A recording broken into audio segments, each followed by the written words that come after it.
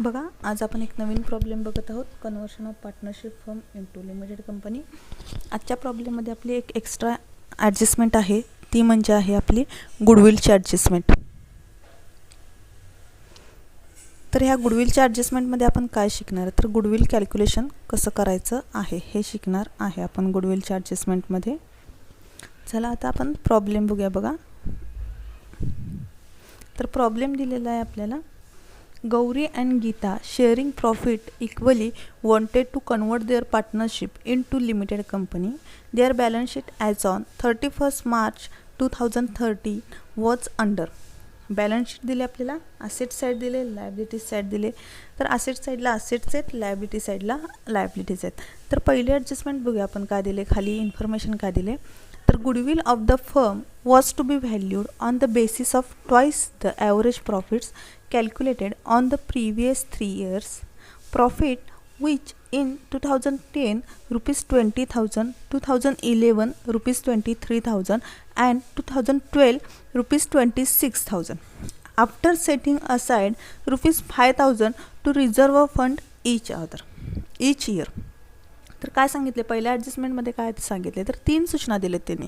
एक तर पहिली सूचना दिली की प्रॉफिट कॅल्क्युलेट करायचा आहे 3 वर्षाचा, म्हणजे 2010चा, 2011चा, 2012चा आपल्याला प्रॉफिट दिलेला आहे.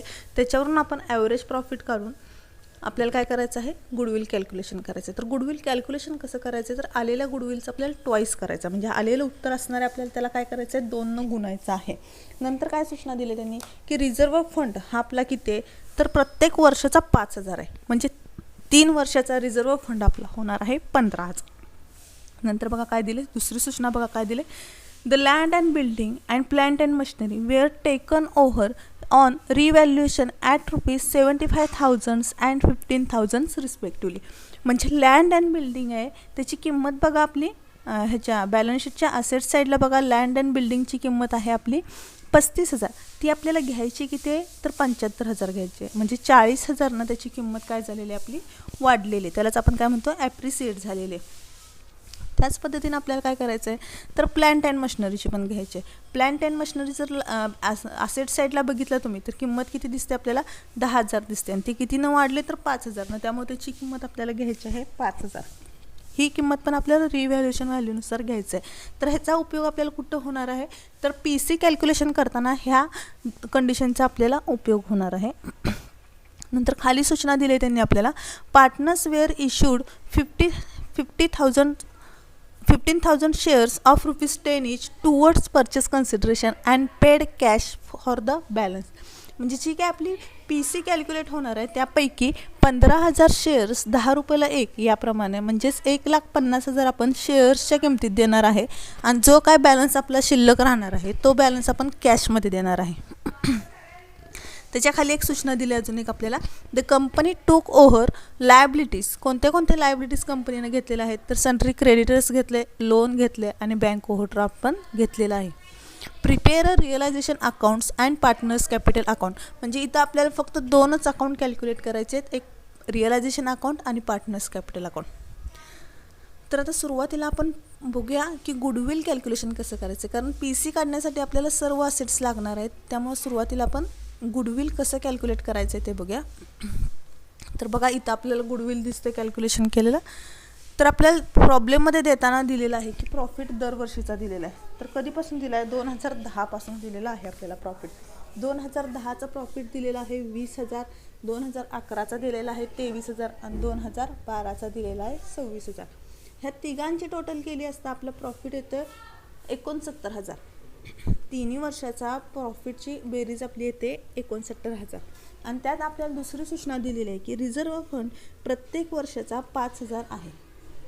रिझर्व्ह फंड किती घ्यायचं आहे, तर इच इयर 5,000 घ्यायचं आहे, म्हणून 3 वर्षाचा रिझर्व्ह फंड आपला होणार आहे 15,000. प्रॉफिट प्लस रिझर्व्ह फंड आपला काय येणार आहे, तर 84,000 आपली टोटल येणार आहे. आता ह्याचा आपल्याला ॲव्हरेज काढायचं आहे. ॲव्हरेज काढताना आपण नेहमी काय करतो, तर 3 भागतो. मग 84,000 भागिले 3 आपलं उत्तर येत आहे 28,000. मग गुडविल आपलं किती झाले तर 28,000. तर अजून एक आपल्याला सूचना दिलेली आहे पहिल्या ॲडजस्टमेंटमध्ये की the goodwill of the firm was to be valued on the basis of twice the average profit calculated. म्हणजे जे काय ॲव्हरेज प्रॉफिट आपण कॅल्क्युलेट करणार आहे त्याच्यात ट्वाईस म्हणून आपल्याला काय घ्यायचं आहे गुडविल घ्यायचं आहे. मग गुडविल आपलं किती होणार आहे 28,000 गुणिले 2 येणार आहे आपलं 56,000. गुडविलची आपली फायनल अमाऊंट येत आहे 56,000. बघा ह्या प्रॉब्लेममध्ये एवढी एकच ही ट्रिक महत्त्वाची होती गुडविलची. आता आपण पी सी कॅल्क्युलेशन करतोय बघा. तर पी सी कॅल्क्युलेट करताना पहिल्यांदा काय घेणार आहे आपण तर कोणत्या कोणत्या असेट्स घेतल्यात त्यातून आपण लायबिलिटीज घेणार आहे. कारण प्रॉब्लेममध्ये आपल्याला दोन्ही सूचना दिली की असेट पण घ्यायचे आणि लायबिलिटी पण घ्यायचे. त्यामुळे नेट असेट ह्या मेथडनं आपली पी सी कॅल्क्युलेशन होणार आहे. तर जे काय आपल्याला बॅलन्स शीटच्या असेट साईडला असेट दिलेले आहेत त्या आहे त्या बुक व्हॅल्यूनच घ्यायचे आहेत. फक्त कोण सोडायचे तर प्लांट अँड मशिनरी आणि लँड अँड बिल्डिंग ह्या 2 व्हॅल्यू सोडल्या तर बाकीच्या कोणत्याही आपल्या असेटमध्ये बदल होणार नाही आहे. बघा ह्याला मी बोल्ड करत आहे तुमच्या लक्षात राहावं म्हणून. तर डेटर्स किती घ्यायचे आहेत 50,000, बिल्स रिसिवेबल घेतले 7,000, stock 20,000, patents 5,000, plant and machinery 15,000. हे अमाऊंट कुठे घेतली तर खाली ॲडजस्टमेंटमध्ये दिली आपल्याला. प्लांट अँड मशिनरीचे अमाऊंट किती दिले 15,000 दिले. Land and building 75,000, land and building पण किती घेतले पण 75,000 घेतले. नंतर गुडविलची अमाऊंट आपण खाली कॅल्क्युलेशन केली होती त्याप्रमाणे गुडविलची अमाऊंट आलेली आपली 56,000 आणि ह्या सर्व असेटची टोटल येते आपली 2,28,000. सर्व असेटची टोटल किती येते 2,28,000. आता ह्यातून आपण काय करणार आहोत तर लायबिलिटीज आहेत त्या लेस करणार आहे.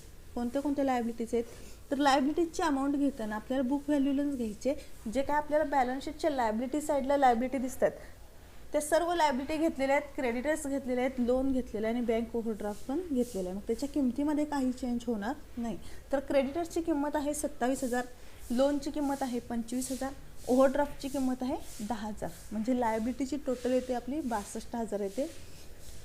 मग आता हे लायबिलिटी आपल्याला असेटमधून लेस करायचे. मग असेटची टोटल आहे आपली 2,28,000 वजा 62,000. आपली पी सी येत आहे 1,66,000. पी सी किती येते आपली 1,66,000 येते. तर आता ही पी सी डिवाइड कशी करायची ह्याची पण सूचना आपल्याला प्रॉब्लेममध्ये दिलेली आहे बघा.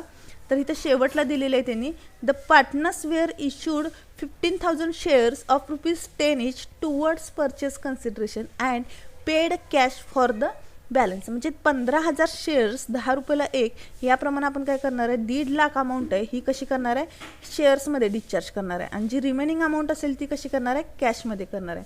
म्हणजे पी सी आपली 15,000 × 10 किती येणार आहे 1,50,000 आणि ह्यातून बॅलन्स किती शिल्लक राहणार आहे तर 16,000 आपला बॅलन्स शिल्लक राहतो. हा राहिलेला बॅलन्स आपण कसा देणार आहे तर कॅशमध्ये देणार आहे. इथं झालेलं आहे आपलं पी सी कॅल्क्युलेशन पण झालेलं आहे आणि पी सी डिस्ट्रीब्युशन पण झालेलं आहे. ज्या मुलांना डायरेक्ट हे अकाउंट समजतं ह्याचा एंट्री कशी करायची त्यांनी डायरेक्ट करू शकता आणि ज्यांना नसेल समजत ज्यांना प्रॅक्टिस नसेल त्यांनी काय करायचं तर इक्विटी शेअर्स आणि न्यू कंपनी लिमिटेड हे अकाउंट दोन्ही काढायचे आहेत. हे अकाउंट तुमच्या वर्किंग नोटमध्येच धरले जाणार आहेत. आता आपण रिअलायझेशन अकाउंट काढूया बघा.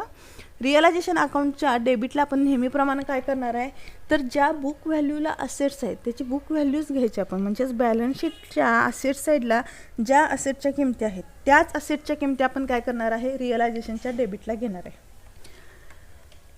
मग बघा बॅलन्स शीटच्या असेटला काय काय किमती आहेत तर डेटर्स आहे 50,000, bills receivable 7,000, stock 20,000, patents 5,000, plant and machinery 10,000, land and building 35,000. इथं बघा विद्यार्थ्यांनो की जे काय लँड अँड मशिनरी आहे प्लांट अँड मशिनरी आणि लँड अँड बिल्डिंग आहे ह्याची किंमत आपण कुठली घेतली आहे तर बॅलन्स शीटच्या लायबिलिटीला आहे तीच घेतलेली आहे ॲडजस्टमेंटमधली घ्यायची नाही.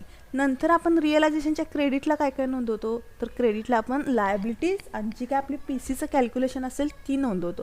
मग सुरुवातीला लायबिलिटीज नोंदवून घ्या. क्रेडिटर्स लोन आणि ओव्हरड्राफ्ट 27,000, 25,000, 10,000. आता आपण नोंद करूया पी सीची. तर आता इथं न्यू कंपनी आणि इक्विटी शेअरचं अकाउंट काढायचं नाही त्यामुळे जी मुलं काढणार नाहीत त्यांची एकच नोंद येणार आहे 1,66,000 फक्त रिअलायझेशनच्या क्रेडिटला येणार आहेत. पण जी मुलं अकाउंट काढणार आहेत त्यांच्यासाठी मी इथं काढून पण दाखवलेलं आहे. तर याचा सेकंड इफेक्ट कुठं जाणार आहे न्यू कंपनीच्या क्रेडिटला जाणार आहे टू रिअलायझेशन 1,60,000 आणि न्यू कंपनीच्या क्रेडिटला काय होत असतं तर पी सी डिस्चार्ज कशी केलेली आहे आपण परचेस कन्सिडरेशन डिस्चार्ज कशी केले त्याची नोंद करत असतो. तर आपण इथं काय केलं तर शेअर्समध्ये 1.5 लाख रुपये दिलेत, तर कॅशमध्ये 16,000 दिलेले आहेत. तर त्या पद्धतीने लिहून घेऊया. बाय शेअर्स 1.5 लाख आणि बाय कॅश 16,000. आता याचा सेकंड इफेक्ट कुठं होणार आहे तर इक्विटी शेअरच्या डेबिटला होणार आहे टू न्यू कंपनी 1.5 लाख. आणि आता ही आपण वाटणार कशात आहे तर गौरी आणि गीतामध्ये वाटणार आहे, इक्वली वाटणार आहे. कारण सुरुवातीलाच आपल्याला सूचना दिलेली आहे की त्यांचा प्रॉफिट शेअरिंग रेशो इक्वली आहे. आणि आता ह्या प्रॉब्लेममध्ये आपल्याला असं काही सांगितलेलं नाही आहे की त्यांचे जे काही आपले शेअर्स असतील ते फायनल कॅपिटल अकाउंटमध्ये वाटतात. त्यामुळे हे आपण इक्वलीच वाटणार आहे सुरुवातीच्या रेशोप्रमाणे. मग ह्याची अमाऊंट येते 75,000. तर ही 75,000 आलेली अमाऊंट आपण कुठं घेत असतो तर पार्टनर्स कॅपिटल अकाउंटच्या डेबिटला घेत असतो टू इक्विटी शेअर्स म्हणून घेत असतो. बघा इथं घेतलेले आपण पार्टनर्स कॅपिटलच्या डेबिटला घेतलेत आपण टू इक्विटी शेअर्स 75,000. आता आपल्याला काय करायचं तर आपण बॅलन्स शीटच्या लायबिलिटीला पार्टनर्स कॅपिटलचं कॅपिटल दिलं होतं आणि रिझर्व्ह फंड दिलेला होता, तर तो मांडून घ्यायचा सुरुवातीला. मग कॅपिटल आणि रिझर्व्ह फंड हे पार्टनर्स कॅपिटल अकाउंटच्या क्रेडिटला येत असतं कायम. बाय बॅलन्स ब्रॉड डाऊन म्हणून त्यांचं कॅपिटल येतं. तर त्यांचं कॅपिटल दिलेलं आहे 25,000. गौरीचं पण 25,000 दिलं आहे आणि गीताचं पण 25,000 दिलेलं आहे. 2 नंबरला दिलेलं आहे रिझर्व्ह फंड दिलेला आहे आपलं 15,000. 15,000 पण आपण कसं वाटणार आहोत तर इक्वली वाटणार आहे. मग किती येणार आहे 15,000चा इक्वली फॉर्म येणार आहे तर 7,500. इथं झालेला आहे आपला पार्टनर्स कॅपिटल अकाउंट पण तयार झालेला आहे. आता आपण करत आहोत रिअलायझेशन अकाउंटला क्लोज करत आहोत. बघा रिअलायझेशन अकाउंट बघितलं असता आपल्याला लक्षात येते की रिअलायझेशन अकाउंटची क्रेडिट बाजू मोठी की जी 2,28,000 आहे आणि डेबिट बाजू ही छोटी आहे. मग क्रेडिट बाजूमधून डेबिट बाजू वजा जाता आपला बॅलन्स उरतोय 1,01,000. आता हा रिअलायझेशनचा जो प्रॉफिट आहे हा पण आपल्याला कसा वाटायचा आहे तर इक्वली फॉर्ममध्येच वाटायचा आहे. मग 1,01,000ला आपण काय करायचं डिवाइड 2 करायचे आणि गौरी आणि गीताला दोघींना इक्वलीमध्ये तो द्यायचा आहे. तर अमाऊंट आपली जात आहे 50,500 आणि 50,500. हा येणार आहे रिअलायझेशनचा प्रॉफिट. आपला येणार आहे पार्टनर्स कॅपिटल अकाउंटच्या क्रेडिट साईडला येतोय बघा बाय रिअलायझेशन म्हणून 50,500 50,500.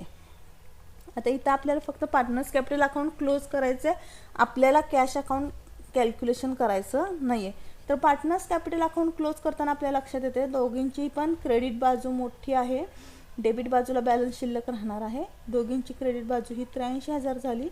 क्रेडिट बाजूमधून डेबिट बाजूवर जाता बॅलन्स शिल्लक किती राहतोय तर 8,000. दोघींचा पण बॅलन्स सेमच शिल्लक राहतोय कारण की त्यांचा इक्वलीच फॉर्म आहे.